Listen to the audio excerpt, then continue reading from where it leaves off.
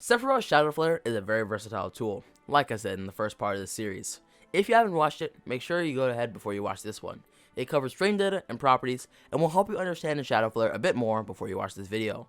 But, if you've already watched that one, and you're here to see this, welcome to the Movement and Neutral Guide for Shadow Flare.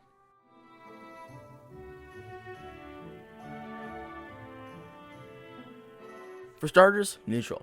The move doesn't have crazy range, but what it lacks in range, it makes up for in speed. It can move to maximum distance in just 7 frames. Because of its low shield damage, and Flare just being a far better zoning tool, it's best used as a mix-up. So, as a preliminary tip, you don't want to be always using this in the same position. You want to mix this up with other types of pressure, so you can catch your opponent much more easily. Next, as far as viability of phases goes and how to use them in neutral, I'll start with phase 1 and work my way up to phase 3. Starting off, phase 1 is going to be your best just general poke in neutral. It goes about 4 tiles and is the lowest commitment as it takes the lowest amount of frames to finish. Again, I'm not saying some of the frame data because my first video will explain it a lot better than I can, but there will be certain frame data that I'll share with you that isn't too hard to understand. For example, this. Phase 1 can come out at fastest in 18 frames, give or take. Again, explain in my other video. I'm not going to say it anymore, but it is, if you want to know why it's give or take, but it comes out in 18 frames, so it's going to be your fastest poking tool. Now, as far as how much you should use this, I can't really say you should use it too much, considering that the other versions for just a tiny bit more time do a lot more stuff for you, and you just have other general options that will net you more damage and control. While you certainly might use this every now and again, it's probably only going to be your second most used version of this side B. Next, phase 2. While it has gained some additional damage and pressure, it does lose being an unreactable option. This means that it's been relegated to mix-up status. This is best shown against W characters who, in order to punish Sephiroth most effectively, must use parries to their advantage. Because of this, baiting a parry to get a side B is going to be your go-to thing. This can also be used if your opponent does something stupid in neutral, but a good player won't, and the only way you're going to get use out of this on a good player is if they happen to use rising aerials with their character. While phase 2 certainly isn't bad, it's just going to lose out to phase 3.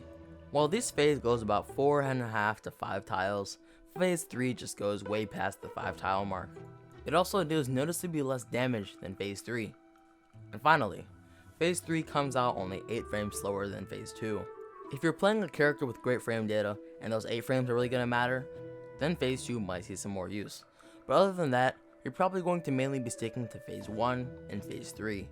Speaking of phase 3, there isn't much more to say about it that I haven't already covered with phase 2. It's also obviously not an unreactable option, and it still has all the benefits that I talked about earlier, so it's probably going to be used in conjunction with phase 1 as your main Shadow Flares. Alright, now that that's done, before we get into movement, I'd like to note a few things. First, even the smallest of standing characters cannot low profile this move. Second off, because of the ground it covers in front of you, grounded characters will have a hard time punishing you.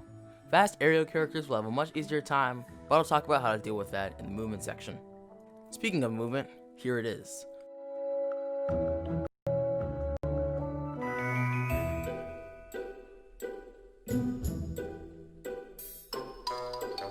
For starters, all the basics of side B movement apply to Sephiroth as well. You can reverse it, and you can wave bounce it. First, wave bounces have 2 main purposes. The first one is catching people trying to parry a forward air, and be reversing it to a safe distance so you can punish them for trying to parry.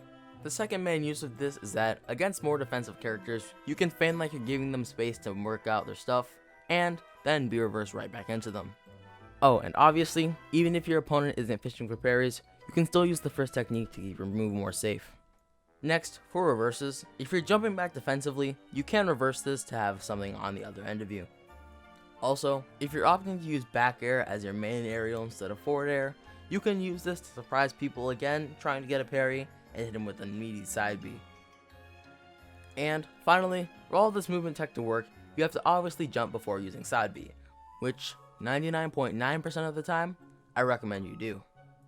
Alright, the last tip I'll leave you with is, against other projectiles, you're going to have to use your best judgment and experience on how to use side B.